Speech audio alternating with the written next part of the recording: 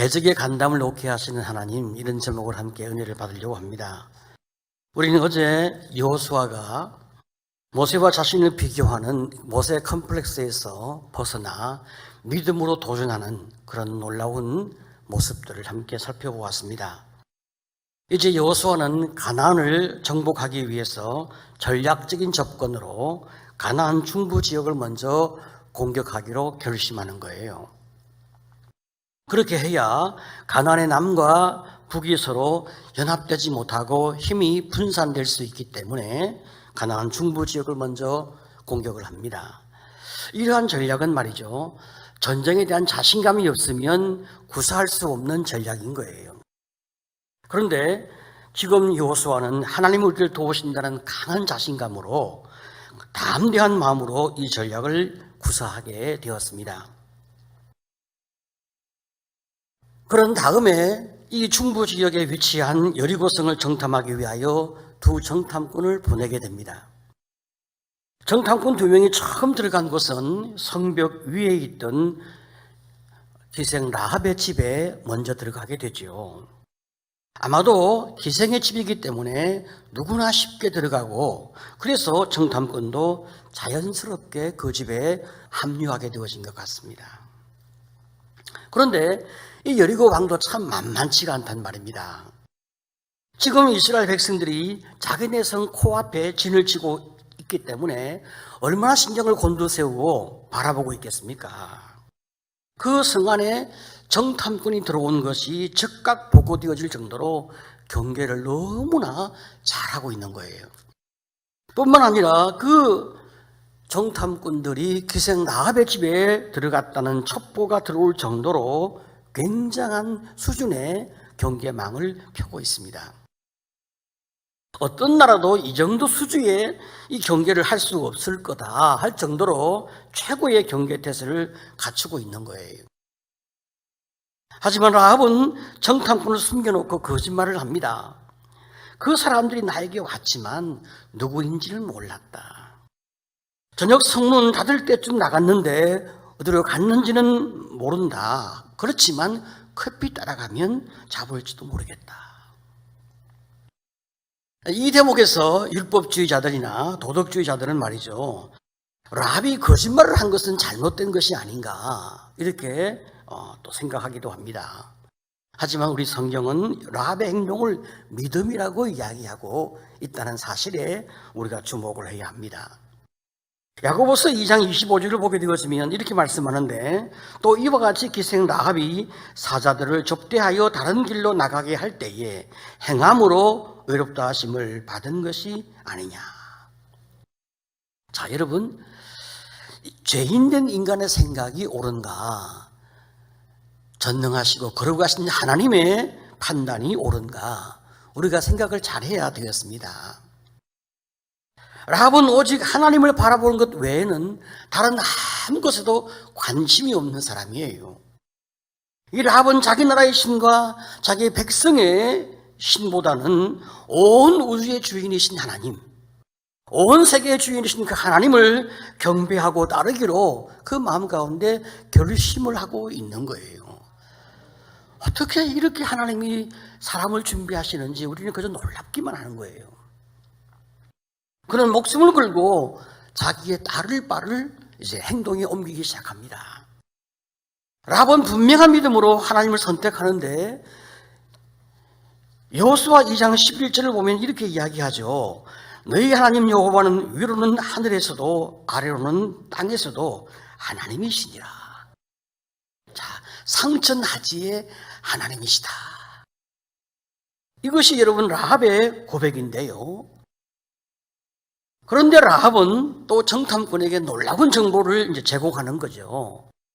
2장 9절을 보게 되어지면 말하되 여호와께서 이 땅을 너희에게 주신 줄을 내가 아노라. 우리가 너희를 심히 두려워하고 이 땅 주민들이 다 너희 앞에서 간담이 녹나니. 지금 여리고성의 민심이 어떠한지를 알려주고 있어요. 하나님이 당신들에게 이 땅을 주셨다. 이 땅에 있는 모든 사람들은 이 사실을 다 알고 있다는 겁니다. 그래서 간담이 녹았다는 거예요. 무슨 소문을 들었길래 라합과 온 여리고 주민들이 이렇게 간담이 녹았을까? 2장 10절에 보면 라합이 이런 고백을 하거든요. 이는 너희가 애굽에서 나올 때에 여호와께서 너희 앞에서 홍해물을 마르게 하신 일과 너희가 요단 저쪽에 있는 아모리 사람의 두 왕 시혼과 옥에게 행한 일 곧 그들을 전멸시킨 일을 우리가 들었음이니라. 하나님께서 이스라엘 백성을 출애굽시킬 때에 홍해를 마르게 하신 것, 홍해를 건너가게 하신 것을 우리가 다 들었다. 그때 이미 마음이 녹았고, 그런데 그래도 설마 했는데 그 시대의 가장 강력한 왕이었던 아모리 왕 시온과 옥을 전멸시킨 그 이야기를 듣고 난 다음에 다시 한 번 더 마음이 너무 두렵고 놀라고 무서워 떨게 되었다. 이렇게 두려워하고 있는 그 백성들이 이제 눈앞에 진을 치고 있으니까 이제 모든 게 다 끝난 거예요. 절망적인 마음이 밀려오고 있습니다. 2장 11절에 우리가 듣자 곧 마음이 녹았고 너희로 말미암아 사람이 정신을 잃었나니. 여러분 얼마나 놀라고 얼마나 두려웠으면 마음이 녹고 정신을 잃었겠습니까? 여리고 사람이 볼 때에 지금 이 전쟁은 군사력의 싸움이 아니었다는 거예요. 신들의 전쟁인데 강력한 하나님 여호와를 이길 신이 아무도 없는 거예요. 자, 지금 이스라엘 백성과 싸운다면 그래도 인구수에 비하여, 그래도 무장에 비하여 우리가 좀 승산에 있지 않겠나 생각해 볼 수 있어요. 그런데 강력한 하나님, 신중의 신이신 너희 하나님 여호와, 그분과 우리가 싸워서 우리가 어떻게 이길 수가 있겠느냐. 자, 여러분, 우리가 인생 삶을 살아갈 때 우리의 가장 강력한 힘은 어디에서 나옵니까?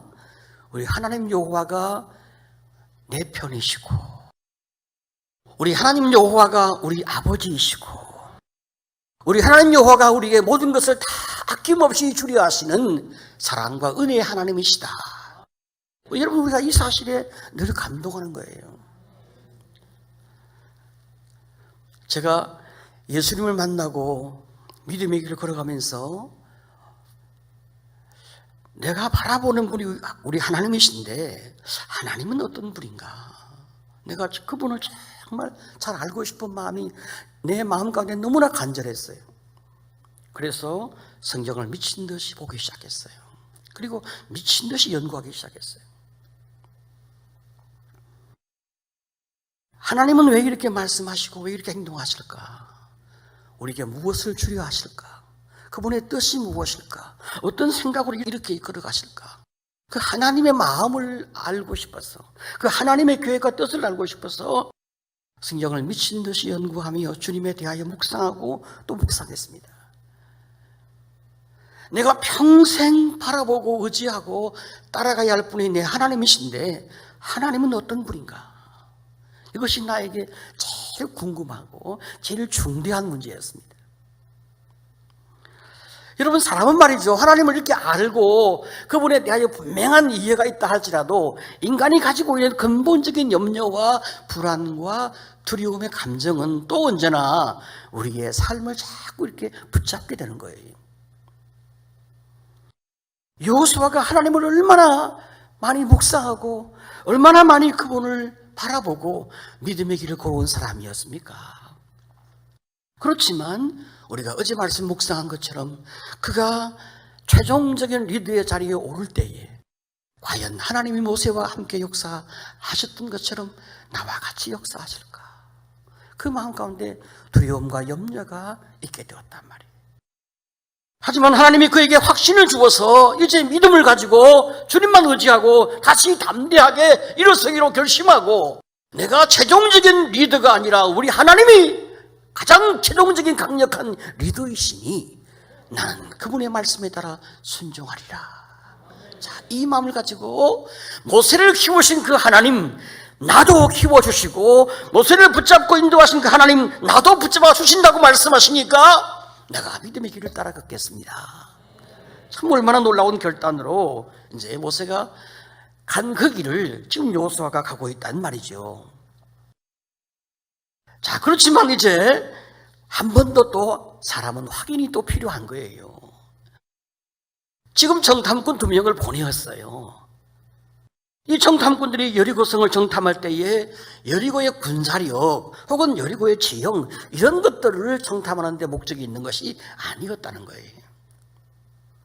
과연 하나님이 우리에게 승리를 주실 수 있는 그런 모든 준비가 되었을까? 그 어떤 것들을 마지막 확인하기 위해서 2 정탐꾼이 올라갔단 말이에요. 특별히 이 여리고성 전투는 가나안의 첫 번째 전투이기 때문에 얼마나 신중을 기해야 하는지 이 여호수아가 너무나 잘 압니다. 그래서 2 정탐꾼을 보내며 살펴보라 이야기를 하는 거예요. 그런데 말이죠, 이 라합을 만났는데 이 라합이 여리고성 사람이 얼마나 무서워하고 얼마나 떨고 있는지 정확하게 이야기를 해주는 거예요. 지금 라합은 여리고성의 군사 기밀 1급 비밀을 이야기하고 있습니다. 이쯤 되어지면 정탐의 목적이 다 이루어진 거예요. 더 이상 무슨 정탐이 필요가 없어요. 그래서 2장 끝에 보게 되어지면 정탐꾼들이 돌아가서 여호수아에게 보고하는 내용이 나오는데 그들이 겪은 일을 이야기하면서 이렇게 보고하는 거예요. 2장 24절을 보게 되어지면 또 여호수아에게 이르되 진실로 여호와께서 그 온 땅을 우리 손에 주셨으므로 그 땅의 모든 주민이 우리 앞에서 간담이 높더이다 하더라. 자, 보세요. 여리고성 주민이 얼마나 하나님을 두려워하는지. 참 너무나 놀랍고 안타까운 사실은 말입니다. 이렇게 하나님이 참 상천하지에 전능하신 하나님이신 것을 알았다면 왜 그 주님 앞에 나와서 은혜를 구하며 의지할 마음이 없었을까?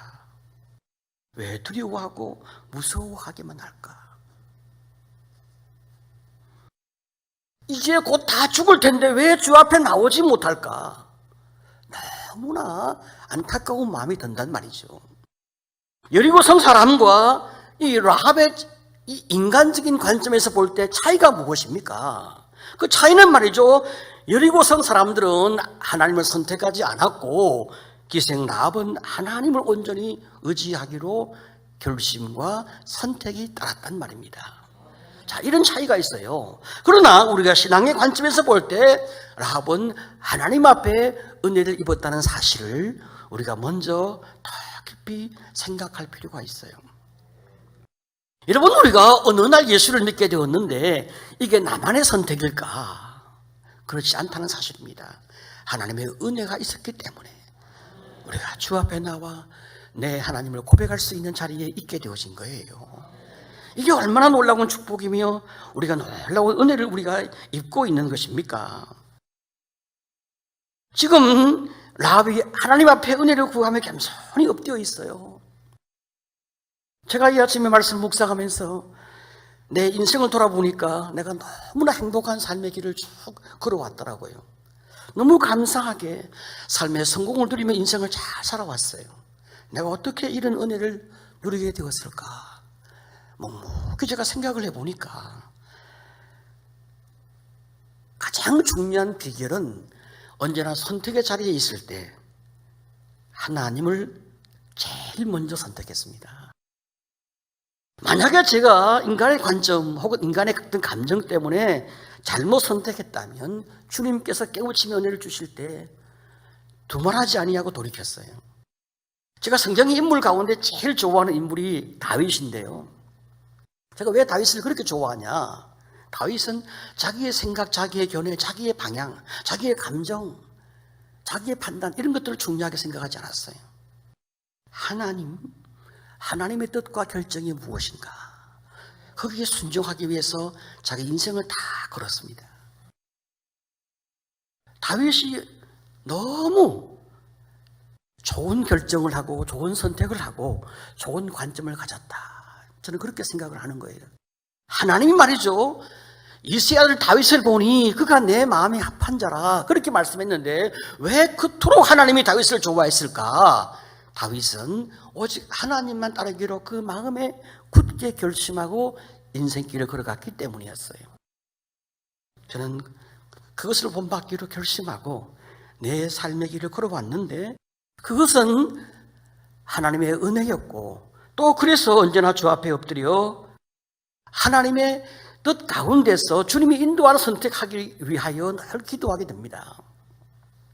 지금 라합이 말이죠, 정탐꾼을 숨겨주는 이 이적 행위, 자기 동족을 배신하는 행위, 발각 때문에 목숨을 지금 잃을 수밖에 없는 가장 무서운 행동을 지금 이 라합은 하고 있어요. 목숨을 걸고 이렇게 하는 가장 중요한 이유는 이것이 내가 살 길이고 더 나아가서 상천하지의 그 하나님을 내가 숨기는 것은 마땅히 내가 해야 할 바다. 이것이 지금 희생 라합이 결정하고 있고 선택하고 있는 가장 중요한 사건이었어요. 놀라운 것은 말이죠, 우리 성경이 희생 라합의 사건을 소개하는데 2장 전체를 다 할애하고 있어요. 성경이 많은 지면을 이야기하고 있다는 것은 굉장히 중요한 사건이라고 말씀하고 있는 거예요. 왜 이토록 이 사건이 중요할까? 여러분, 이것은 말이죠, 우리 시대에도 우리 백성에게도 우리 자신에게도 굉장히 중요한 메시지가 담겨 있단 말입니다. 왜 그토록 중요하냐? 이 라합의 사건은 구원이 믿음으로 없는 것임을 분명히 보여주는 거예요. 하나님이 주시는 구원은 혈통의 구원, 이스라엘 백성만의 구원이 아님을 정확하게 말씀하고 있어요. 하나님께서 가나안 족속의 죄악 때문에 그들을 멸망시키기로 결심했지만, 그렇지만 하나님을 의지하는 믿음의 백성에게는 희생 라합처럼 그들을 구원하고 그 인생을 책임지는 놀라운 구원, 하나님의 이 긍휼이 말씀 속에 얼마나 자세하게 소개되어져 있는지 우리 마음에 깊은 감동이 있어요. 하나님이 희생 라합만 구원했습니까? 아닙니다. 그 가족 전체를 하나님이 구원하셨는데 이것은 혈통의 구원이 아니라 예수를 믿는 모든 자에게 주시는 하나님의 동일한 구원의 축복인 것을 우리는 다시 한번 확인하게 되는 거예요. 여러분, 정탐꾼이 왜 여리고성에 갔습니까? 하나님이 가나안을 주었다는 믿음의 확신이 있었지만 그러나 사람으로서 확인이 필요했기 때문이었어요. 하나님의 승리를 주실 것이다, 믿음이 있어. 그렇지만 그 확인은 우리에게 필요하기 때문에 정탐꾼을 보내었고, 또 하나님은 사람이 약한 존재임을 아시기 때문에 그런 확인을 하나님이 은혜로 이끌어 주셔서 우리에게 확인시켜 줍니다. 우리가 어떤 선택하기 전에 생각하고 기도하고 또 은혜를 구하고 내게 증거를 보여달라고 이렇게 기도하는 것은 우리에게 너무나 또 필요한 기도이거든요. 이 라합의 믿음이 말이죠, 두 정탐꾼에게 얼마나 많은 확신을 주었습니까? 과연 하나님이 준비하신 하나님, 과연 하나님이 우리 하나님, 과연 하나님을 내가 믿을 만한 그런 하나님이시구나, 이게 확인되어지잖아요. 희생 라합의 근거를 갖고 이야기하잖아요. 2장 10절에 홍해를 가르신 하나님, 강력한 아모리의 두 왕 시온과 옥을 멸망시킨 하나님, 그 하나님의 구원의 역사와 드라마를 우리가 들을 때에 우리 마음이 다 녹았던 그 상황을, 그 사건을 정확하게 이야기합니다. 결국 라합의 믿음은 정탐꾼과 여호수아에게까지 확인을 시켜주게 되죠. 이쯤 되어지니까 거칠 것이 없습니다. 결과적으로 기생 라합의 믿음은 자기와 자기 가족만 구원한 것이 아니라 이스라엘 백성 전체를 구원한 그런 하나의 사건이 되는 거예요. 여러분, 너무나 놀랍습니다. 그 옛날 40년 전에 이스라엘 백성들이 가데스 바네아에서 가나안 땅을 정탐하기 위해 12 정탐꾼을 보내었던 사건은 우리가 잘 기억하고 있잖아요. 그때 10명의 정탐꾼이 부정적인 보고를 합니다. 그로 인하여 지금 이스라엘 백성들이 우리가 그 땅을 점령할 수 없다, 울고불고 대성통곡을 벌이면서 애굽 땅으로 돌아가자 하는 운동을 벌여 그로 말미암아 하나님의 심판을 그들이 입게 되고 가나안 땅에 들어가지 못하고 광야에서 더 많이 훈련받는 그런 결과가 주어진 것 우리가 다 잘 알고 있어요. 그 10명의 정탐꾼이 믿음이 없었습니다. 하나님을 의지하지 못했습니다. 40년 전에 말이죠, 그들의 그 부족한 믿음을 보충해 줄 만한 어떤 사람이 없었어요. 그래서 실패해서 가나안에 들어가지 못했습니다. 자, 그런데 지금 2명의 이 정탐꾼에게 기생 라합의 믿음과 영적 도전과 그 확신은 얼마나 강력한 힘이 되었겠어요. 라합의 믿음이 이렇게 중요한 사건이 되는 겁니다. 하나님이 이스라엘을 통하여 온 인류를 구원하기를 원하시는데 라합 같은 목숨을 거는 믿음의 사람이 필요해서 하나님이 라합을 쓰시는 겁니다. 오늘 여러분, 우리 시대의 라합은 어디 있을까요? 우리 풍성한 교회의 라합은 어디에 있을까요? 라합 같은 믿음의 결단이 있어야 가족이 구원되어지고 교회가 세워지고 이 나라와 온 세계의 주의 복음이 전파되어지기 때문에 하나님은 우리에게 그런 축복을 하실 때에 믿음의 결단이 있는 여러분 되시기를 축복합니다. 제가 말이죠, 이 라합을 묵상하다가 제가 섬기는 우리 한밀교회에 여러 많은 라합들이 생각이 나는 거예요. 저는 풍성한 교회를 아직 그 세부적으로는 모르니까 이 안에 수많은 라합들이 있을 텐데 그들로 말미암아 주의 교회가 오늘까지 세워져 왔을 텐데 제가 그 사건은 이야기를 할 수 없어서 제가 저희 교회에 여러 많은 라합들이 생각이 났는데 그 중에 한밀교회를 세워나갈 때 첫 번째 그 라합이 생각이 나는 거예요. 제가 전도사 시절에 이제 유학을 가기 위해서 준비하고 있을 때였습니다. 당시에 이제 교회를 쭉 잘 섬겨오다가 유학을 위해서 한 1년 정도 준비를 하고 유학을 가기 위해 잠시 교회 사역을 이제 접고 그냥 은혜를 받는 그런 성도의 위치에서 공부를 쭉 하고 있었는데 그 전에 이제 제가 어떤 선교단체에서 제자 훈련을 잘 이제 훈련되어져 온 그런 맥락이 있어서 제가 여러 많은 사람들과 말씀 공부를 잘 이제 섬기고 이제 유학을 위해서 그것도 다 이제 정리를 했어요. 그런데 이제 제가 섬겼던 그 자매 중에 한 분이 제게 이렇게 이야기하는 거예요. 전도사님, 유학을 가기 전까지는 아직 시간이 있지 않습니까? 그래서 시간은 있긴 하죠. 주일날 특별히 하는 게 없잖아요. 라고 나보고 저한테 물어봐요.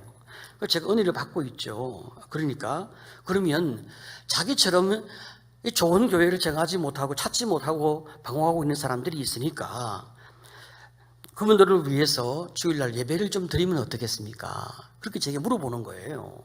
그 제가 그 말을 딱 들을 때 이분이 개척교회 하자고 하네? 이런 생각이 드는 거죠.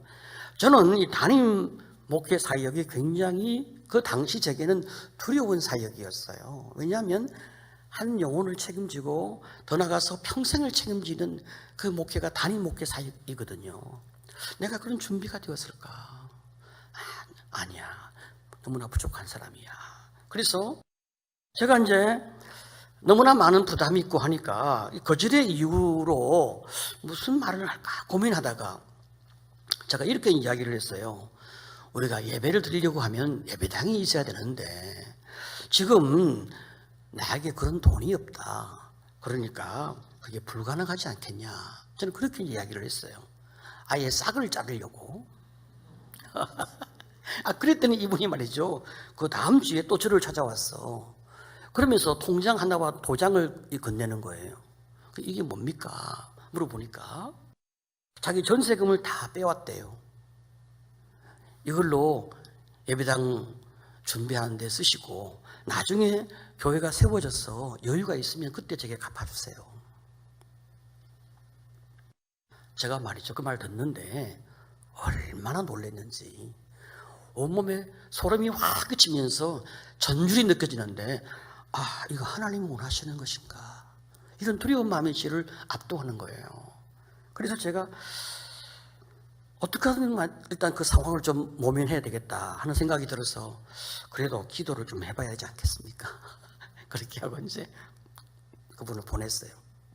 그리고 계속 기도를 하는데 아무리 기도를 해도 하나님이 하지 말라 말씀하는 게 아니라 네가 해야 되지 않겠냐 이렇게 말씀하시는 그 부담이 자꾸 제게 느껴지는 거예요.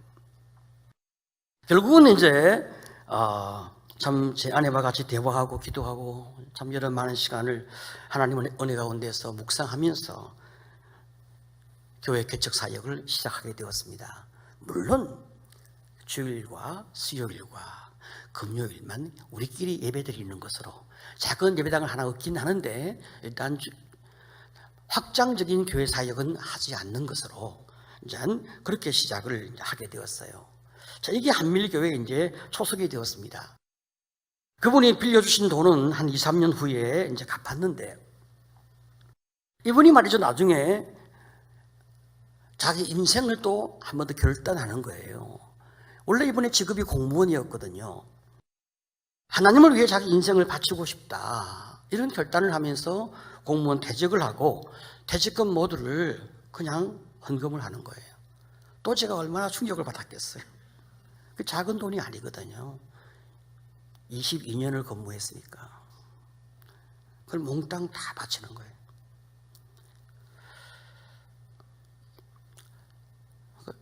이렇게 해도 되겠냐? 괜찮겠냐? 하나님께 받은 은혜가 너무나 많아서 주님께 나를 다 드리는 마음으로 새롭게 시작하겠습니다.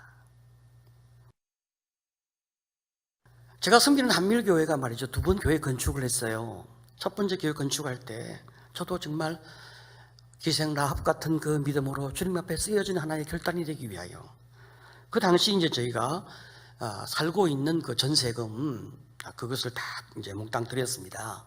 그 전세금은 사실 작은 돈이 아니었는데 그것은 제 아내가 피아노 학원을 운영하면서 제 아내가 이제 음악을 공부한 사람이라 피아노 학원을 통해서 번 돈으로 어렵게 이제 전세금을 만들어서 살아온 그런 비용이었는데 주님께 다 이제 드렸어요. 그리고 이제 또 하나님께서 현재 저희 예배당 또 한 번 더 건축하게 하셨어요. 정말 저는 그런 거 안 좋아하는 사람인데 하나님이 상황을 통해서 건축하게 이끌어 가시니까 순종하지 아니할 수 없어서 또 순종했습니다. 그런데 저희가 처음에 결심하고 계획한 것은 사실 그렇게 많은 부담은 아니었어요. 기본 자산이 우리가 한 20억 되었기 때문에 한 50억 정도의 공사를 하기로 했으니까 그 정도는 큰 부담이 아니었어요. 그래서 이제 우리가 같이 건축원금을 한 번 더 하자 그런 마음으로 건축원금 준비를 하고 있는데 여러 상황에 의해서 땅이 바뀐 거예요. 아파트 단지 앞에 우리가 종교부지를 얻었는데 주민이 목숨 걸고 반대하니까 정부가 땅을 바꿔준 거예요. 그런데 감사하게도 더 크고 더 넓은 땅 지금 현재 그 땅으로 바꾸어 주신 거예요. 제 이름이 심수명이잖아요. 그 동네는 다 이제 수명 단지입니다. 수명 아파트, 수명 초등학교, 수명 중학교, 수명 고등학교, 수명 기념관. 그 뒤에 산이 수명산인데 그 수명산을 깎아서 저희 예배당을 하나님이 땅을 주신 거예요. 너무 감사하죠. 그래서 이제 건축을 하게 되었는데 그 전의 비용보다 2배에서 3배 정도 비용이 드는 거예요. 건축을 다 완성하고 나니까 빚이 85억이었습니다. 빚만. 제가 깜짝 놀랐죠. 저는 그 당시에 이제 학교 일도 있고 또 이제 바깥 교회 사역 외에 또 다른 일들이 많아서 건축 사역은 건축위원장에게 다 맡겼습니다. 또 당에 또 건축위원회 구성해서 잘 도와주도록 하고 제게 보고만 잘 하라 그렇게 이야기했는데, 이 건축위원장이 내가 너무 바쁘니까 저를 피곤하게 하지 아니하려고 보고를 안 해. 열심히 건축을 했어요. 건축 다 끝난 다음에 보고하는데 85억인 거예요. 빚만. 제가 우리 재정부장 장로님한테 물었죠. 장로님, 우리 한 달 헌금이 얼마나 옵니까? 그러니까 그 당시에 저희 교회가 교세가 약해서 한 달에 전체 헌금이 4,000에서 4,500 정도 나온다 그렇게 이야기해요. 그래서 이자가 얼마냐 물어보니까 이자가 6,500이라는 거예요. 이건 눈에 뻔하게 보이는, 몇 개를 가지 않아서 그냥 교회가 부도가 나게 되고, 교회 건축을 위해서 우리 성도들의 그 귀한 재산인 집을 저당을 잡아서 한 10여 채 저당을 잡아갖고 돈을 융자를 해서 건축을 완성한 거예요. 그들의 집이 다 넘어갈 거 아닙니까? 제가 가슴이 팍 막히는 거예요. 사람을 살리고 가정을 살리기 위해, 민족 구원을 위해 인생을 바쳐왔는데 이건 사람을 다 죽이겠구나. 그래서 제가 보고를 잠시 중단하고 우리 다시 기도한 다음에 보고하자. 그렇게 하고 본당에 가서 기도하기 시작했어요. 기도를 하는데 정말 하나님, 나는 죽었습니다. 내 인생은 끝났습니다. 절실하게 내가 어떻게 하면 좋겠습니까? 아무런 방법이 없어요. 아무 어떤 길도 없어요. 어떻게 이자만 2,000에서 2,500이 부족하고 경상비는 또 어떻게 해요? 그런데 하나님께서 제게 확신을 주시기를, 내가 책임져 줄 테니 나는 걱정하지 말고 두려워하지 말라. 이런 음성을 딱 듣는데 말이죠, 이 마음에서 태산 같은 평화가 확 밀려와요. 깜짝 놀랐습니다. 자리에서 벌떡 일어났어요. 할렐루야, 아멘. 그리고 말이죠, 뚜벅뚜벅 이제 응답이 왔으니까 뚜벅뚜벅 밖으로 걸어 나오는데, 예배당 문을 딱 열고 나오는데 말이죠, 85. 딱 현실이 다시 오는 거죠. 그래, 될 일이 없어. 되지가 않아. 이건 안 될 일이야. 이 생각이 다시 현실적으로 싹 밀려오잖아요. 그때 주여, 하늘을 바라보 주여, 그냥 그렇게 주님을 의지할 수밖에 없는 거예요. 하나님이 걱정하지 말라고 내가 말했지. 여러분, 제가 그 해에 말이죠, 제가 정말로 10분 단위로 주여 하고 간절히 기도하지 아니하면 살아갈 수 없을 그런 상황이 되었는데,